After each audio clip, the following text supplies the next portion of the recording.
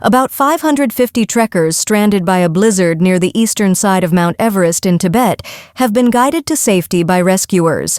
China's media CCTV reported that as of Sunday, 350 trekkers had reached the Chudang township, while contact with the remaining 200 trekkers had already been made. The rescued trekkers said the weather in the mountains was wet and cold, where hypothermia was a huge risk.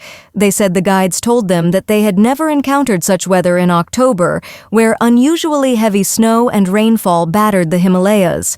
The report said the remaining trekkers will arrive in stages with the help of rescue personnel.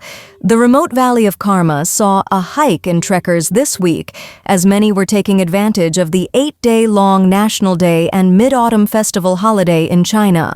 Snowfall in the valley at an elevation averaging 4,200 meters began on Friday evening and persisted throughout Saturday.